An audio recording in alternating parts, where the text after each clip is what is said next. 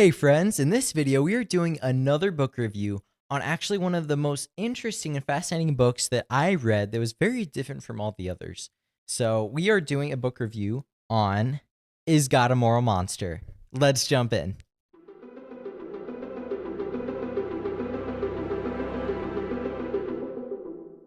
Have you ever read through some of the Old Testament and wondered, wow, this is really weird. Like, this feels very different from the New Testament.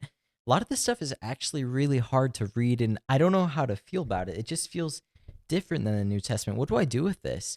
Or have you been asked questions about difficult teachings in the Old Testament or difficult things that happened, and you don't know how to answer it? You don't know why God would let that happen, why God would command that. You just don't know where to start. If that's you, then Is God a Moral Monster? Is going to be a serious book that you want to check out. So the title is God a Moral Monster. I think the title says a lot. The question is like, is the God of the Old Testament, is he a monster? Like, we see lots of hard stuff. We'll get to that in just a sec. Subtitle, Making Sense of the Old Testament God. So in short, the author, Dr. Paul Copan, is really going to be asking the question, is the God of the Old Testament the same as the God of the New Testament, who to many people will be like, he's a God of love, he's good, he's kind, he provides Jesus for the salvation of his people, the forgiveness of our sins. But what about the God of the Old Testament?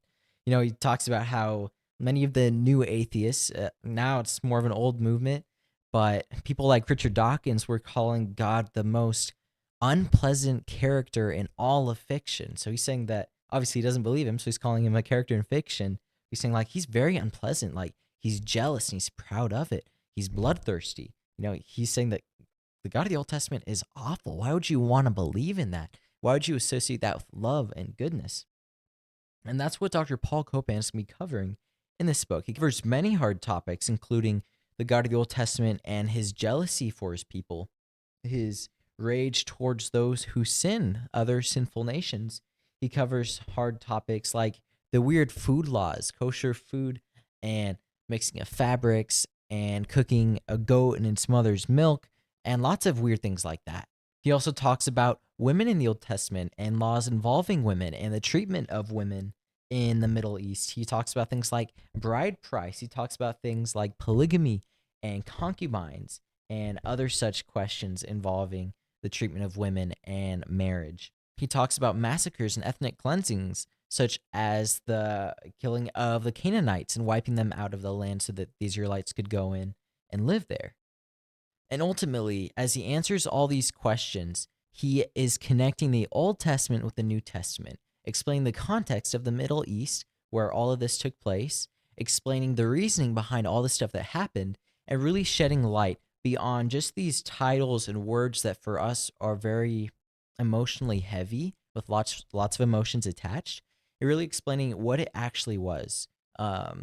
Diving past just the language and what it was actually meaning in the context and what that actually looks like when it happened, not how we read the words and how we interpret them now, despite the context. So it's a really useful book in really understanding all the hard stuff that happens in the Old Testament, difficult teachings that might be confusing, things that might sound really bad. He'll explain what about the hard stuff that happened, what about the stuff that we may not understand. He'll cover all of that in this book. So if you're wondering if this is the same God as the New Testament, and if this is really the God you want to worship, then Dr. Paul Copan is going to walk you through all these hard conversations and truly understanding all this stuff within its context and connecting it to the New Testament.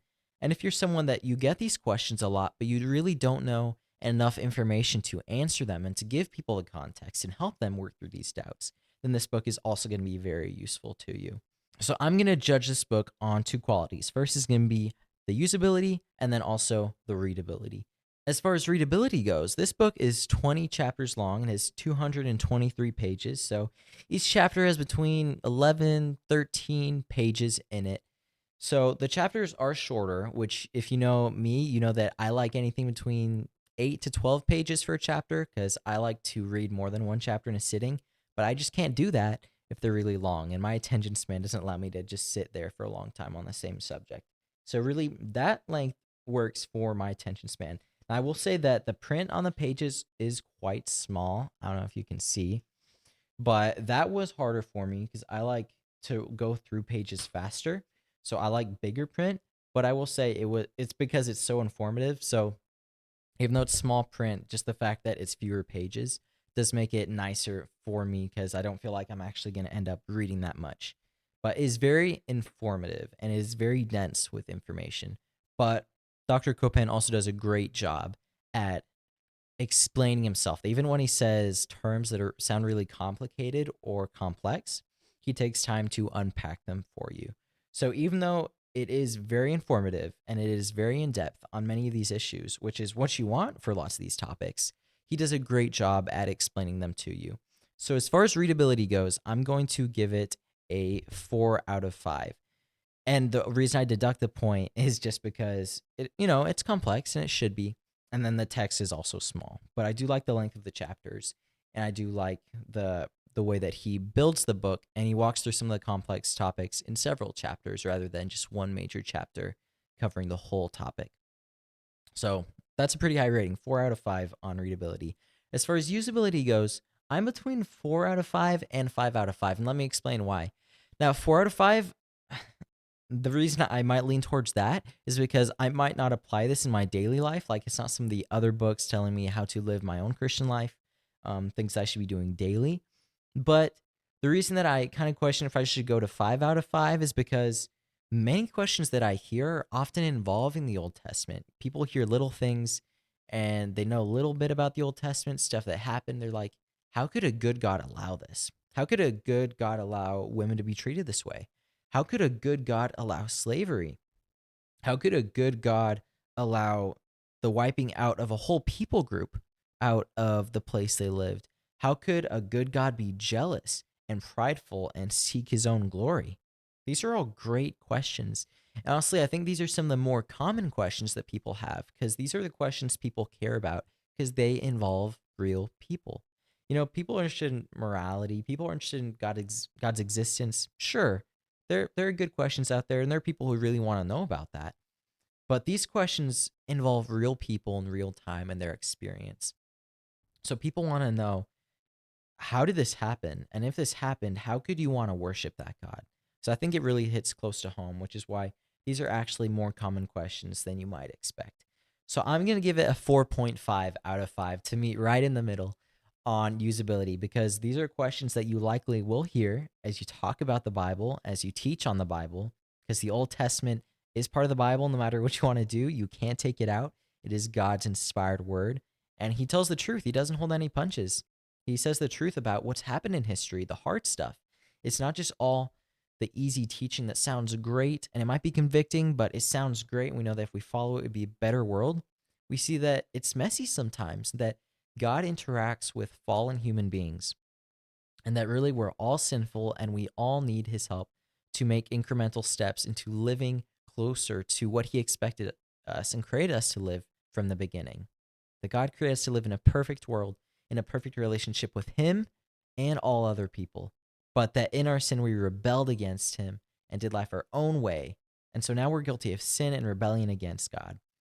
But ultimately, even throughout the Old Testament, God is making incremental steps to take fallen people and make them better by inviting them into a covenant with himself and ultimately foreshadowing through sacrificial system that he would pay for our sin. He would take the payment on himself that we needed to pay ourselves by being separated from him forever.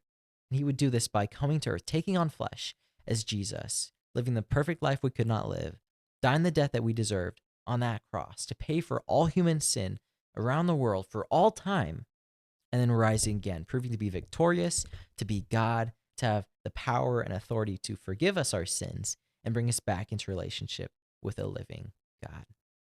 The Old Testament and the New Testament are connected. You can't truly understand and appreciate the New Testament until you do the Old Testament. So in this book, Is God a Moral Monster? Dr. Paul Copan is going to be connecting the Old Testament to the New Testament, walking us through the difficult stuff to understand, the hard stuff to hear, and giving us the information to understand it, to see God's heart in it, and to see that it might not be what we think it is. It might be something very different, in fact. And that even the bad stuff, we see that God is making incremental steps in human history to bring us closer to his plan for our lives and ultimately to bring his son Jesus into the world to give us forgiveness for all our sin. Lots of it is gross, and to give us new life with God and into eternity. So as far as the rating goes, I gave it a 4 out of 5 on readability and a 4.5 out of 5 on usability, which brings it up to an 8.5 as far as a total rating for this book. So once again, if you're having a hard time understanding the Old Testament, lots of the hard teachings or things that happened in history, then I suggest picking up this book. If you hear these questions a lot and you don't know how to give people helpful information on it, to understand these things, to be able to answer them themselves, definitely recommend picking up this book. It's just over 200 pages long, 20 chapters, about 10 pages a chapter, and it's going to be only $11 on Amazon. So I definitely want to recommend that you go pick up Is God a Moral Monster, so that you can answer that question. Is God a moral monster? Is he the most unpleasant character in all of written literature? No, we see that the God of the universe who really exists is good. He interacts with us, fallen and messed up people, and he is making incremental steps to make us better and more like him in his perfection, in his holiness, in his purity. And he is ultimately going to bring salvation to people from all nations through his son Jesus, who lived the perfect life we could not live, died the death that we deserved, and rose again, so that we can have life and forgiveness with him, starting now and into eternity. So go pick up this book. Let me know what you think. If you have any books you want me to do a review on, let me know. If you haven't already, subscribe to my channel, like this video, and share it with others to see more content just like this. Thanks for watching. I will see you guys next time.